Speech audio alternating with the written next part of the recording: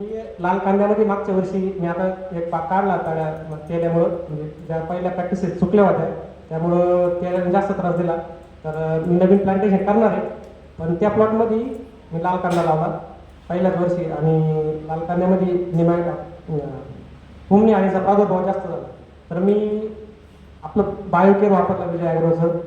तर एकदम छान रिझल्ट भेटले. पावसाळा पण होता आणि त्या मातीमध्ये सगळं स्प्रेड होऊन ते फुमणी आणि मला 5 दिवशी ती नाहीशी झाली. म्हणजे मी कीटकनाशक सोडलं असं तर मला कमीत कमी 10-20 लिटर कीटकनाशक सोडावं लागलं असतं आणि जमिनीचा पण मी सरांचं म्हणजे बागेमध्ये पण वापरत होतो मी डाळिंबामध्ये. त्यामुळं मला थोडा अनुभव असल्यामुळं त्या गोष्टीत जास्त उतरत गेलो मी आणि त्याच्यातून फायदा पण झाला. मी लाल कांदा पण साधारण 13 टनाच्या आसपास काढला 30 गुंठ्यामध्ये. माझं 30 गुंठे क्षेत्र होतं, ड्रीपवर केलं होतं मी. आणि माझ्या गावामध्ये पावसामुळं लोकांनी म्हणजे 3 एकरमध्ये 2 एकरमध्ये जेव्हा उत्पादन घेतलं मी तेवढं 30 गुंठ्यामध्ये घेतलं होतं. फक्त नशिबानं थोडे पहिल्याच दिवशी गोण्या भरल्या, मार्केटला माल न्यायचा, रेट कमी झाले म्हणजे निर्यात बंदी झाली आणि जो माल 3800-4000 विकायचा तर तो म्हणजे पहिल्या दिवशी 1900 गेले.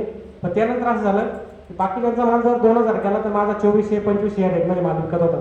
म्हणजे त्या मालाला क्वालिटी तशीच होती आणि मार्केटमध्ये म्हणजे आडत आहे तो पण सांगा तुमचा माल 1 नंबरला, तुम्ही उद्या माल लवकर आणा, तुमचा माल अजून 1 नंबरला लावा, तुमचा माल अजून तुम्हाला चांगले रेट भेटतील.